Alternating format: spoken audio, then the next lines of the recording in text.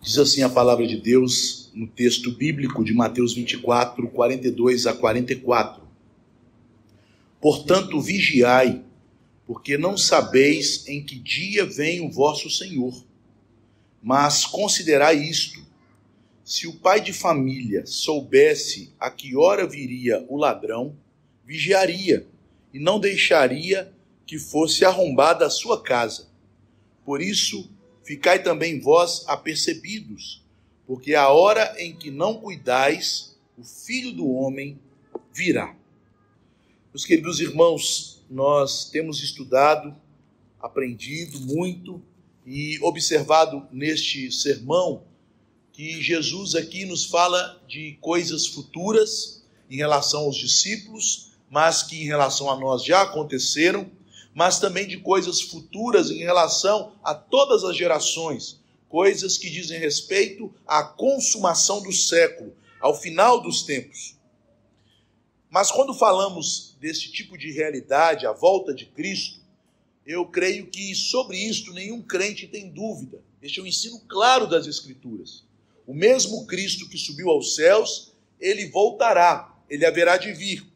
Mas a confusão se estabelece porque nós encontramos na Escritura dois tipos de textos que parecem ser contraditórios, antagônicos.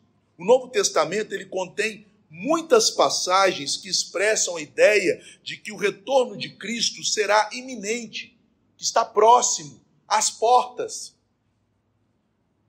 Há esta ideia de que até mesmo os discípulos da primeira geração da igreja, do período dos apóstolos, eles esperavam que Jesus pudesse voltar nos dias deles. Quando se lê estes textos bíblicos, nós temos ouvido de teólogos, de pregadores, que os discípulos aguardavam uma vinda de Jesus ainda no primeiro século. Vejam, o apóstolo Paulo, quando ele escreveu aos crentes de Roma, em Romanos 13, 11 e 12, ele diz assim: porque a nossa salvação está agora mais perto de nós do que quando aceitamos a fé. A noite passa e o dia é chegado. Não dá a impressão de uma volta rápida de Cristo? Também em 1 Coríntios 7, 29, escreveu assim o apóstolo aos Coríntios: o tempo se abrevia, e aí ele exorta. Então, é melhor que ninguém se case, é melhor que cada um permaneça no estado em que está, porque o tempo se abrevia. Este senso de iminência, de uma volta repentina e próxima de Jesus, também é encontrado nas demais cartas, nas chamadas epístolas gerais. Nós podemos ler em Tiago 5,9 o seguinte: que o julgamento de Cristo haveria de chegar em breve, porque Tiago diz: o juiz está à porta. Tiago 5,9. Já o apóstolo Pedro, ele exorta os crentes que eram peregrinos e forasteiros ali na Ásia Menor a se manterem sóbrios e vigilantes. Então ele diz em 1 Pedro 4,7, está próximo o fim de todas as coisas. Veja, a ideia de um fim próximo. Também o apóstolo João, ele escreve aos crentes que eram pastoreados por ele, principalmente em Éfeso, que por causa dos vários falsos mestres, a quem João chama de anticristos, que haviam na igreja em seus dias, ele diz em 1 João 2,18, filhinhos, já é a última hora. E por fim, no próprio livro de Apocalipse, no final do livro, nós podemos ler a promessa de Cristo que apareceu ressurreto a João: certamente venho sem demora. Mas, meus irmãos, por outro lado, o Novo Testamento contém alguns textos que expressam a ideia de que a vinda de Cristo haveria de ser mais tarde, de que ela demoraria. E estes textos que nós vamos ler a partir deste verso 42 de Mateus 24, entrando pelo capítulo 25, são textos que dão este indicativo de que a volta de Cristo não seria em breve, que não estaria às portas, que não seria cedo, mas, pelo contrário, seria para tempos distantes. A parábola do servo fiel e infiel, aqui em Mateus 24, 45 a 51, Também em Lucas 12, 42 a 46, tem o servo infiel dizendo para si mesmo, vejam aí em Mateus 24, verso 48, o meu Senhor, ele tarde virá, meu Senhor demora-se. Veja a ideia de uma vinda que haverá de ser mais tarde. Na parábola das 10 virgens, no capítulo 25 de Mateus, no versículo 5, diz, e tardando o noivo, foram todas tomadas de sono e adormeceram. Mais uma parábola que é indicativa de uma demora na manifestação de Cristo em sua segunda vinda. E tardando o noivo. Na parábola dos talentos, que vem na sequência, nos versículos 14 a 30, ali no verso 19, nós lemos, quando o Senhor entrega os talentos aos seus administradores, diz o texto, depois de muito tempo, voltou o Senhor daqueles servos e ajustou contas com eles. Percebam, depois de muito tempo, ele retornou. Como então, meus irmãos, conciliar esta aparente contradição bíblica? Porque nós sabemos que toda a Escritura, ela é a palavra de Deus. E a Bíblia, toda ela é direcionada pela mente do Espírito de Deus, que sonda as profundezas de Deus. Então não há contradições verdadeiras na Bíblia, embora possam haver contradições aparentes. Como conciliar esta aparente contradição entre uma volta iminente de Cristo que está à porta e uma volta que parece demorar-se no tempo, que parece prolongar-se ao longo das eras? O próprio apóstolo Paulo, quando escreve aos Efésios, no capítulo 2, verso 7, ele fala a respeito do evangelho que seria dado em testemunho para os séculos vindouros, dando-nos a impressão de que Paulo tinha uma visão para a igreja futura e não uma visão imediatista. Como conciliar? Este sermão profético de Mateus 24 e 25 nos traz a resposta. Nós temos aprendido neste sermão profético a lidar com estas questões. Porque aqui, meus irmãos, Jesus não está tratando de um tema único. Ele não está tratando apenas da consumação do século, da sua segunda vinda em glória. Mas ele está tratando de outra temática também, que é um período em que o Antigo Testamento cessa, em que o templo de Jerusalém é fechado e destruído, e agora o evangelho do reino se espalha para as nações. Os irmãos devem se lembrar que o que ensejou Jesus, o que motivou Jesus a pregar este sermão, não foi uma pergunta primeiramente sobre a segunda vinda, mas foi sobre a respeito da declaração que ele faz no verso 2 de Mateus 24. Para refrescar a memória, Jesus havia declarado aos seus discípulos que o templo em Jerusalém seria destruído. Não ficará pedra sobre pedra que não seja derribada. E a partir dessa declaração, no verso 3, os discípulos fazem 3 perguntas para Jesus. Quais serão os sinais da destruição do templo? Quais serão os sinais da vinda do teu reino e não da segunda vinda? E quais serão os sinais da consumação dos séculos, ou seja, do fim do mundo? Portanto, há 3 respostas para 3 perguntas bíblicas diferentes. Jesus, aqui, ele até distingue 2 vindas dele. A vinda do Filho do Homem nas nuvens, que nós podemos ler dos versículos 29 a 31, e a vinda do Filho do Homem, somente assim, sem falar que é nas nuvens, que nós podemos ler várias vezes a respeito dela a partir dos versículos 36 em diante, como, por exemplo, no versículo 37 e aqui no versículo 44. O que seria esta vinda do Filho do Homem nas nuvens? Nós já aprendemos que é o cumprimento da profecia de Daniel, capítulo 7, versículo 13, que não é a vinda de Jesus para a terra, a fim de estabelecer o juízo final, mas é a vinda dele para o Pai, a fim de inaugurar o seu reino sobre as nações. Quando nós lemos Daniel, capítulo 7, versículo 13, Daniel tem uma visão do Filho do Homem vindo nas nuvens para o Pai, e não para o mundo.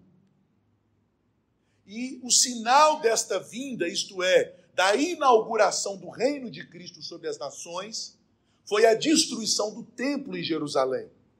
O templo foi destruído, Israel, como povo de Deus, perdeu os seus privilégios, os judeus foram expulsos da terra prometida, Jerusalém foi arrasada, e o juízo do Filho do Homem veio sobre aquele povo, porque ele foi entronizado nos céus, e o seu reino agora não está limitado geograficamente na Palestina, na Judéia, em Jerusalém e no templo, mas o seu reino, a partir de um trono que é celestial, se expandirá para os 4 cantos do mundo.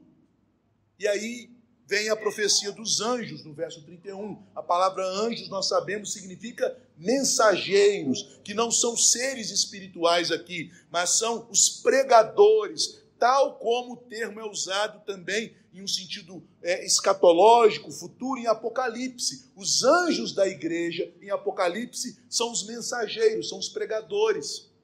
Os pregadores, os mensageiros serão enviados para que o reino se espalhe de mar a mar, do Oriente ao Ocidente, por toda a terra. E como nós podemos saber que estas coisas se referem a eventos já concretizados na história e já cumpridos? Porque Jesus deixa isso claro no verso 34. Ele diz que a vinda do Filho do Homem nas nuvens não passará esta geração sem que isto aconteça. Acho que foi ontem ou anteontem, nosso irmão licenciado Talmai me mandou um vídeo, né? Até o reverendo Augusto Nicodemos sucumbiu ao preterismo, né? Ele declarou publicamente que ele agora é preterista. Foi convencido pela Bíblia, né? Agora só falta virar pós-milenista para ficar bem bíblico mesmo. Mas, porque, de fato, como lidar com este versículo? Sem entender que essas profecias são passadas. Preterismo é isso, que muitas dessas profecias já se cumpriram. Jesus diz claramente: em verdade vos digo que não passará esta geração sem que tudo isso aconteça. Sem o que aconteça? Sem que o Filho do Homem venha sobre as nuvens, isto é, sem que o reino de Cristo seja inaugurado sobre as nações. Esta, portanto, meus irmãos, é a resposta à segunda pergunta: qual será o sinal da vinda do teu reino?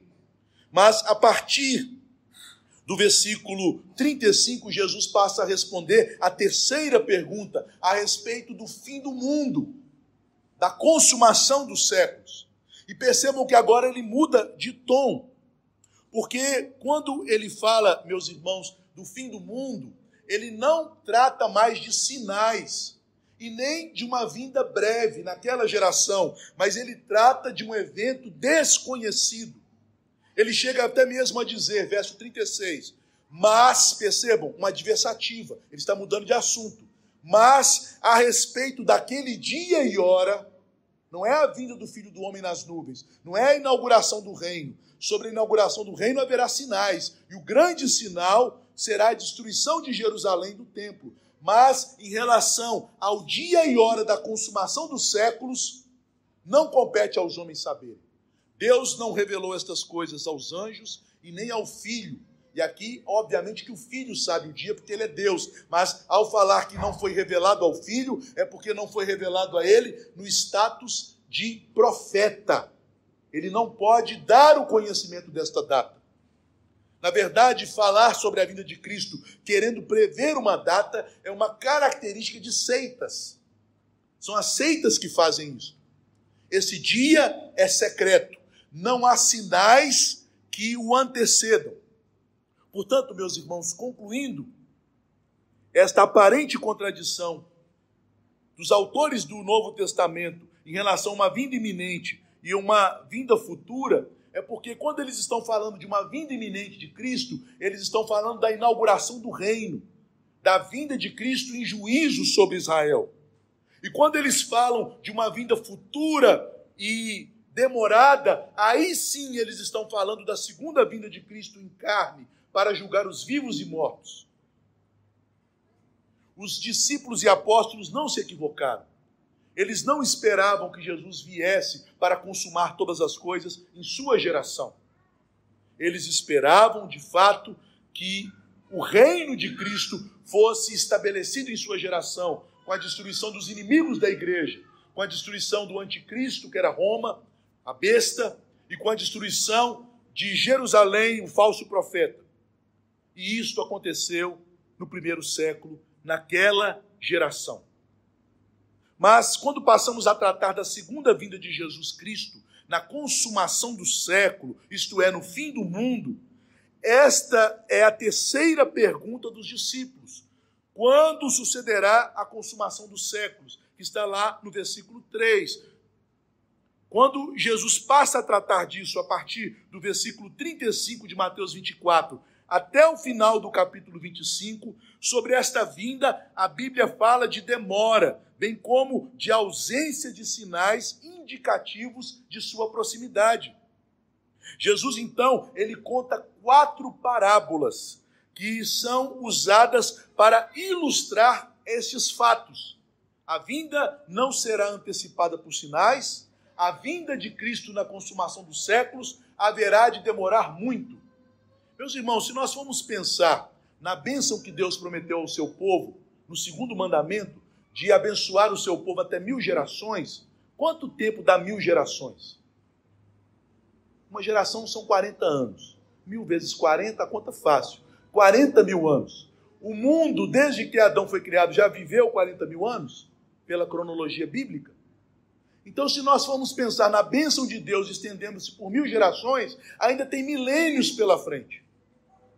Não fique pensando que Jesus está chegando, não. Tem milênios pela frente. Nós não estamos nem na metade da história. Nossa geração vai passar, nós seremos esquecidos, outras gerações virão, e o reino de Cristo haverá de se espalhar, de se expandir, como o grão de mostarda que é lançado na terra, como o fermento que é colocado na massa. Eu sei que falar estas coisas parecem estranhos para os ouvidos dos irmãos, que foram contaminados pelo dispensacionalismo, pelo pré-milenismo, pelas doutrinas pessimistas em relação ao futuro, pela escatologia baseada nas páginas dos jornais, com medo da guerra atômica, com medo da Guerra Fria, com medo dos governos comunistas, daqueles que passaram a fazer doutrina, não naquilo que se encontra na Bíblia, mas nas circunstâncias da época, no espírito da época, para interpretar as doutrinas. Mas o que Cristo está nos ensinando aqui é que não haverá sinais da sua vinda. E que esta vinda vai demorar muito. Por muito tempo ele haverá de fazer com que o seu reino se expanda no mundo, antes que ele venha. Nas 4 parábolas que nós temos aqui diante de nós, Jesus deixa isso claro. Ele diz: a hora em que não cuidais, o Senhor virá. Verso 44. Meu Senhor demora-se. Verso 48. E tardando o noivo. Capítulo 25, verso 5. E depois de muito tempo, capítulo 25, verso 19. Veja, este é o ensino comum das parábolas que Jesus usa para explicar quando será a consumação do século. Os textos estão neste contexto. Senhor, quando será o fim do mundo? Tardando o noivo, demorado muitos dias, passado muito tempo. Portanto, o que Jesus quer que nós aprendamos com isto? Que nós nos preparemos. Porque já que não há sinais, já que as coisas podem demorar, o que pode acontecer é que eu vá me encontrar com o Senhor. E eu tenho que estar preparado. Cada geração de crente deve se preparar para servir ao Senhor com integridade, mesmo que ele demore, mesmo que o seu reino se estenda por muitos e muitos séculos adiante, por milênios que ainda haverão de vir. Jesus ensina nesta primeira parábola, na parábola do pai de família, que o crente deve estar sempre de prontidão, preparando-se para encontrar com o Senhor. Sempre. A cada geração. 1000 anos atrás, na Idade Média, houve uma convulsão. Quando houve a virada do primeiro milênio, do ano 999 para o ano 1000, na Europa, foi um caos. As pessoas pensaram, Jesus está à porta, Jesus vai voltar, e eles deixavam seus empregos, suas atividades. Passaram 1000 anos. A história também nos conta que por volta do século 11 a 12, houve também uma grande convulsão escatológica. A Europa estava arrasada por guerras contra os islâmicos, havia a praga sendo espalhada, milhares e milhares de pessoas morrendo de enfermidades e de doenças, crise, ameaça de invasão pelos muçulmanos. Então surgiu um pregador chamado Joaquim de Fiore, dizendo que a vinda de Cristo era iminente. E muitos creram nestas coisas. No período da Reforma, também havia pregadores fanáticos, os anabatistas de Münster. Nem todos os anabatistas eram fanáticos, mas havia esse grupo em Münster, que eles pregaram o fim dos tempos. Começaram a dizer que Jesus estava às portas.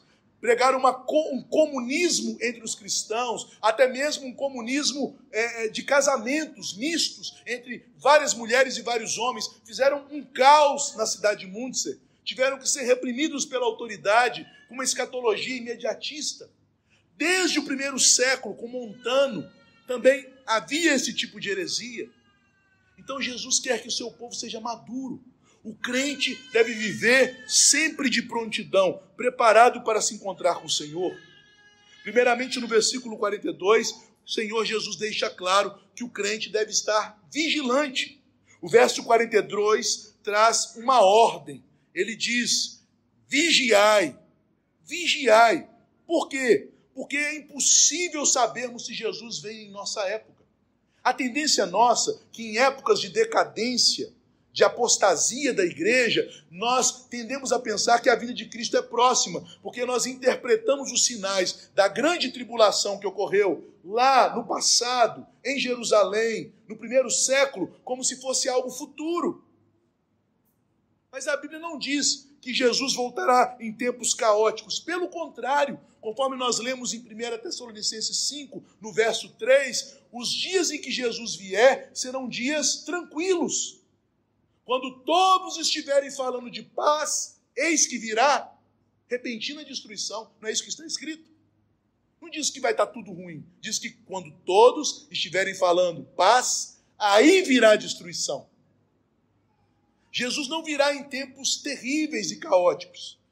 Jesus, inclusive, compara os dias da sua vinda aos dias anteriores ao dilúvio. Meus irmãos, a Bíblia nos informa que nos dias anteriores ao dilúvio havia caos social, guerras, confusões. Não, o que Jesus disse, eles viviam tranquilamente, casavam-se e davam-se em casamento. Então, quando menos esperavam, veio o dilúvio. Paulo, ele, inclusive, meus irmãos, declara em sua carta aos Romanos que quando Cristo vier, haverá um grande avivamento. O tempo em que nós vivemos, conforme nós podemos ler no sermão profético em Lucas, é chamado de tempo dos gentios. E Paulo, em Romanos, nos capítulos 10 e 11, diz que no fim dos tempos haverá a plenitude dos gentios. E quando os gentios servirem ao Senhor Jesus, Deus produzirá ciúmes em Israel e os judeus se converterão. Esta é a verdade que encontramos nas cartas de Paulo. É isso que ele fala aos romanos. E esta é uma verdade que nós encontramos em nossos padrões confessionais. Quando no nosso catecismo maior se pergunta a respeito da segunda petição da oração do Pai Nosso, o que se quer dizer com a petição, venha o teu reino, a resposta diz, nós estamos pedindo que Deus traga a plenitude dos gentios e traga os judeus à conversão, conforme a sua promessa. Portanto, embora o mundo possa experimentar tempos de crise, como o tempo que estamos vivendo, como o tempo em que ocorreu no período final da Idade Média, há também progresso. A reforma foi um tempo de progresso da fé. O cristianismo vai prevalecer. A promessa de Deus sempre foi que o reino de Cristo se expandiria, que o evangelho chegaria a cobrir toda a terra, que haveria dias de refrigério, como pregou Pedro lá nos primeiros dias da igreja apostólica. Cristo subiu aos céus para que haja tempos de refrigério, não tempos de caos. Portanto, nós não teremos nenhum sinal que comprovem esta época da vinda de Cristo. As nações da terra, os reis dos povos, diz a palavra de Deus, eles serão convertidos ao Senhor. Parece que para nós isso é impossível. Mas, meus irmãos, o que aconteceu com a igreja do período apostólico? Ela não conquistou a Europa, ela não conquistou o Império Romano, os reis europeus todos não se converteram ao cristianismo. A Europa não se tornou um continente cristão. Deus ainda fará obras maiores. Esta é a promessa. Quando nós lemos o Salmo 2, que é um salmo messiânico, lá claramente diz que Cristo reinará sobre todos os reis da terra, que o cetro foi colocado em suas mãos, e ele esmagará as nações como vasos de barro, e os reis que não se dobrarem a ele, ele os destruirá. Isso está sendo dito sobre o reino presente de Cristo. O reino de Cristo não é inaugurado na sua segunda vinda. O reino de Cristo foi inaugurado na sua primeira vinda. Então, no final, a igreja haverá de viver em dias de paz, dias de expansão do evangelho, dias de um cristianismo praticamente universal, que o apóstolo Paulo chama de plenitude dos gentios. Mas é esta situação de paz, de conforto, de bênçãos sobre as nações, que produzirá um cristianismo um tanto quanto displicente, preguiçoso, indolente. Por isso Cristo diz, vigiai. Meus amados irmãos, você acha que as nossas condições como crentes hoje são piores do que as que foram da igreja primitiva? É tão bom e fácil ser cristão em nossa época. O único trabalho que nós temos é pegar uma chuva para vir à igreja. Nós não temos que nos reunir secretamente. Nós não temos que temer que os nossos filhos sejam capturados e lançados para serem comidos por leões. Nós não temos que temer um império implacável que tome os nossos bens. Deus tem feito até mesmo que um país tão apóstata como o Brasil dê subsídio às igrejas que são isentas de impostos. Os inimigos da igreja morrem de raiva disso, não é verdade? Mas isso é uma cláusula pétrea da nossa Constituição. As igrejas foram isentadas na Constituição de impostos. Os governos das nações, mesmo que sejam contrários a Cristo, têm que submeter a igreja de Cristo. E aqueles que ainda resistem, eles vão cair. É isto que a Bíblia nos apresenta. E então, quando o cristianismo se expande e as pessoas dizem a paz e segurança, então lhe sobrevirá repentina destruição, de modo nenhum escaparão. É o que está em 1 Tessalonicenses 5,3. É por isso que os crentes devem vigiar. Vigiai, porque não sabeis em que dia vem o Senhor. Vocês não sabem. Não fiquem tentando fazer uma doutrina baseado nas circunstâncias históricas da sua época. Você não sabe se a sua época é a última, se ela é a penúltima, ou se ela é uma época que está no meio da história. Isso é muita presunção da nossa geração, acharmos nós somos a última geração. Oh, meus irmãos, talvez quando Jesus vier, não tem nem mais ossinho na sua sepultura. Já virou pó. E quando ele vier, aquele pozinho vai juntar todo e vai sair dali um corpo glorificado. Nós não sabemos, vocês não sabem quando eu virei. Então, vigiem, sejam vigilantes. Jesus então continua com a parábola que serve como ilustração deste princípio, versículo 43. E nesta parábola ele diz que o crente deve estar sempre preparado. Aqui ele está explicando o que é a vigilância. Jesus usa a ilustração de um chefe de família, de um pai de família, que tem o dever de guardar a sua casa, para ensinar que sua vinda não será precedida por sinais. Ele nos chama a considerar estas coisas. Ele usa um verbo imperativo. Ele diz assim, considerai, que na língua original é o verbo conhecer, o verbo gnosco. Ele está dizendo, conheça esta realidade, aprenda esta realidade. Compreenda estas coisas. Pare de ficar tentando buscar sinais. Porque não tem sinal de que o ladrão vai chegar. Tem pessoas que ficam até neuradas, né? Olha, eu estou observando aqui na câmera, passou um homem estranho aqui na rua, será que ele é o ladrão? Às vezes o ladrão vem de terno e gravata. Não dá para saber quem é o ladrão. Dá para saber dos nossos preconceitos. Mas quem é o ladrão? Quando ele virá? Sempre ele vem quando estamos desapercebidos, quando nós menos esperamos. Portanto, nosso dever é sermos cautelosos, é sermos pessoas que consideram a situação como algo que foge ao nosso controle, como algo que pode ser previsto pelo homem. Se o pai de família soubesse a que hora viria o ladrão, ele ficaria de guarda, de prontidão, para impedi-lo de arrombar a sua casa. Mas a ideia é a seguinte: ele não tem como saber, mas ele tem como se precaver. O crente deve se preparar. O crente deve viver cada dia como se este fosse o dia da vinda de Cristo. O crente deve viver cada momento colocando o seu coração sempre na presença de Cristo.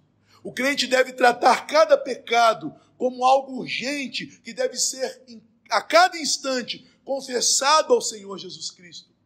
O crente deve produzir em cada trabalho uma boa obra, sabendo que aquela obra haverá de ser recebida pelo Senhor, porque no Senhor nossas obras, nosso trabalho não é vão. O dia do Senhor será uma surpresa para todos. Ninguém sabe quando o ladrão virá, mas todos podem saber como se preparar para esta visita inesperada. Da mesma forma, Jesus quer que seus discípulos se preparem espiritualmente para se encontrarem com Ele.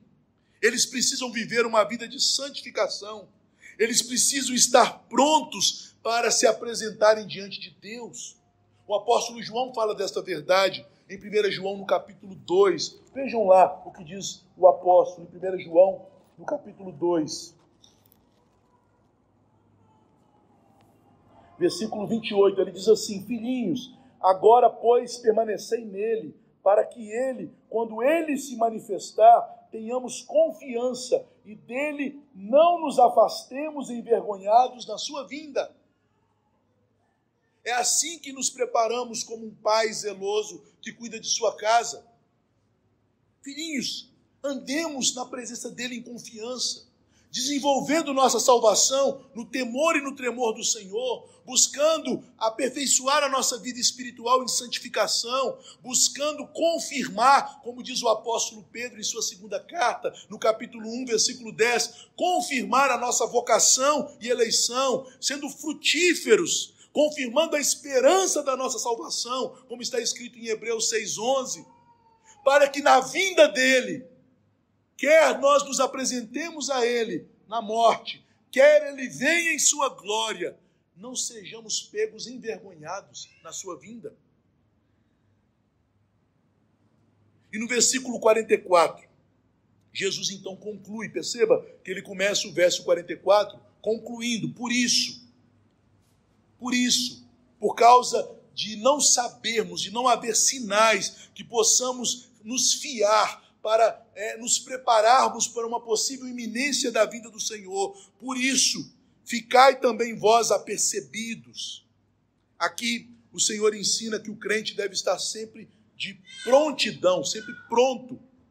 O verso 44, como eu disse, é uma conclusão. E Jesus diz: ficai apercebidos, ficai prontos.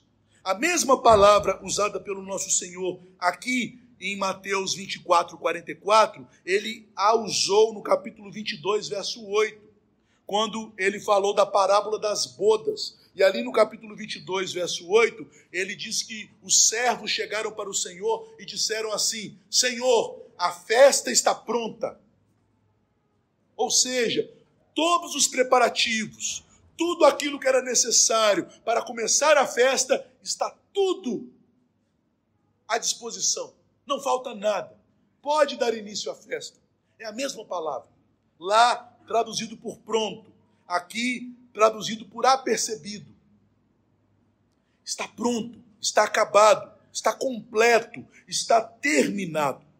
Na verdade, o que o Senhor Jesus está dizendo é que nós, que recebemos a graça para crermos no Evangelho, devemos aperfeiçoar a nossa fé em santificação.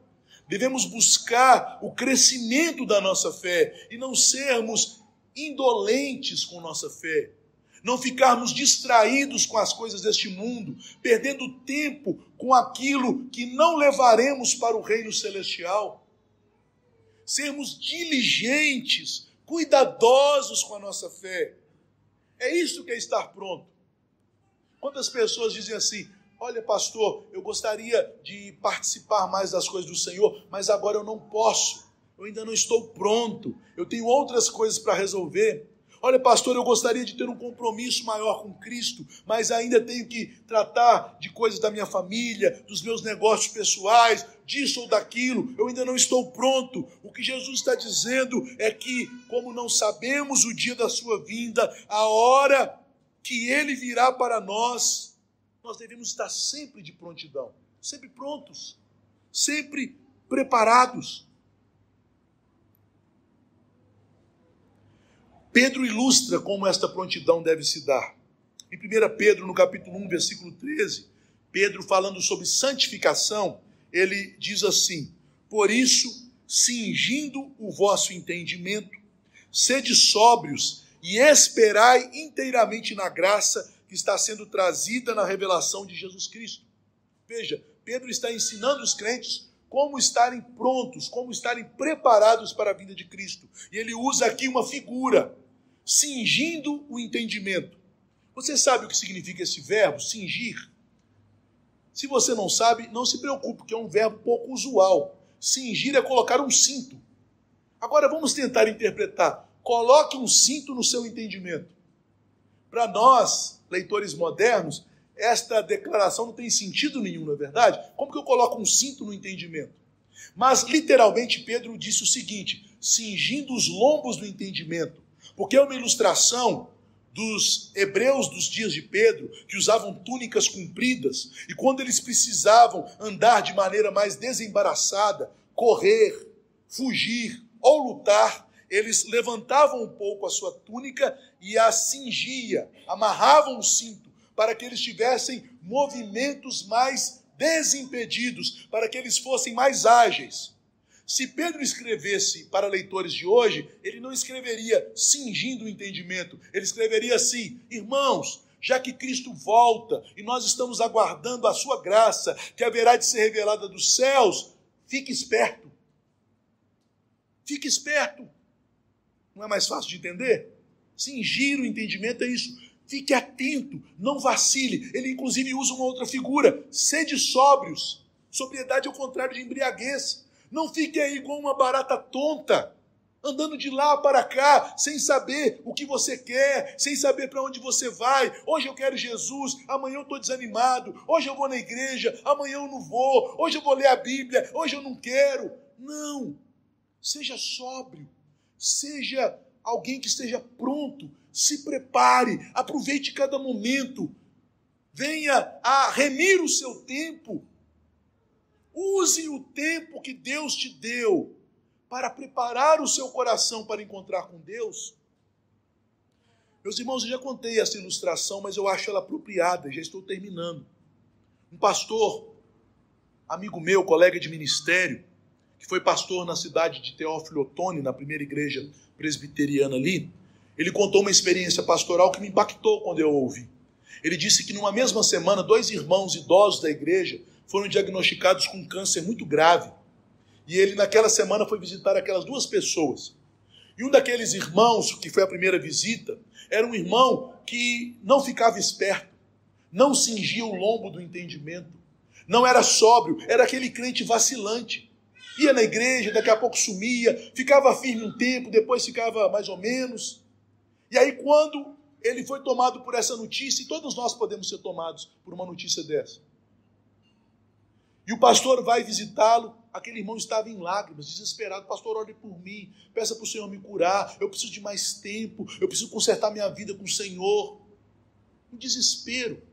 O pastor saiu dali arrasado. E ainda naquela semana ele foi visitar a outra pessoa da igreja, uma irmã, mas uma irmã piedosa, uma irmã crente, uma irmã que vivia na presença do Senhor, uma irmã que dava um bom testemunho de cristã, uma serva de Deus. E ele vai ali preparado para confortá-la. E aí ela o recebe na porta dizendo: pastor, soube da boa notícia? Eu serei promovida, eu vou encontrar com o meu Senhor Jesus. Ela não pediu nem para orar pela cura. Ela já era idosa.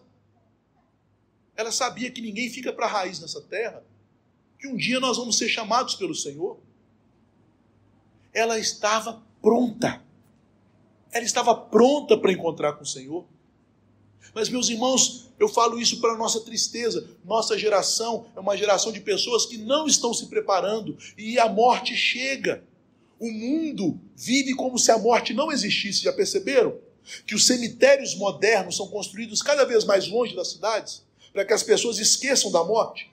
Daqui a pouco, para a gente enterrar alguém, a gente vai ter que ir para lá de Bocaiúva, para ficar bem longe da gente. A gente não quer nem saber onde é o cemitério. Você tem que passar por estradas no meio do mato para chegar no cemitério. Porque as pessoas querem viver como se a morte não existisse.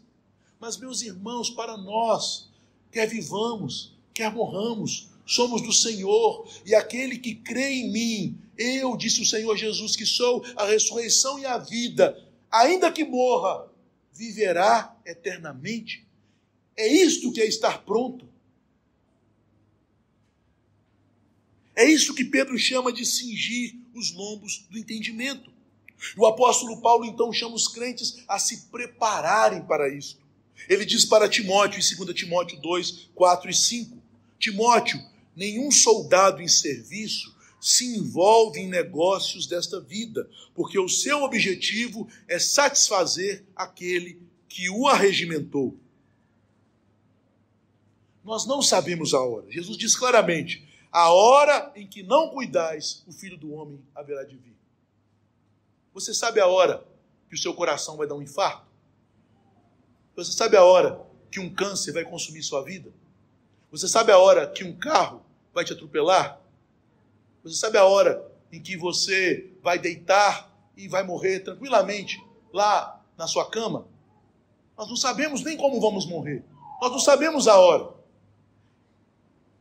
Mas nós devemos saber quem vai nos receber. E quem vai nos receber nessa hora é o Senhor Jesus. Se nós cremos nele, se nossa fé está nele, se o nosso coração tem se preparado cada dia na presença dele, nós sabemos para onde nós iremos nesta bendita hora. Não será uma hora ruim, será uma bendita hora.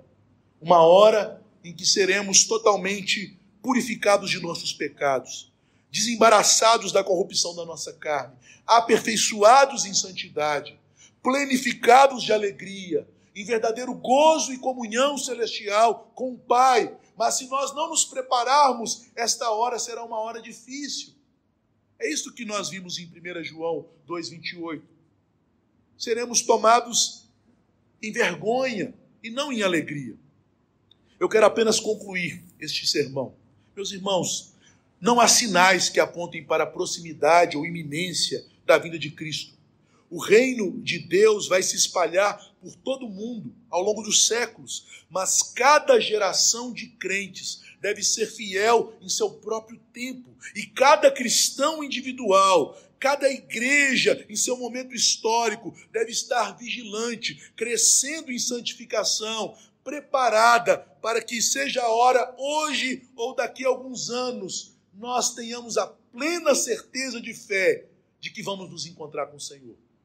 Não para juízo, mas para a vida eterna. É assim que devemos viver. É assim que devemos aguardar a consumação do céu.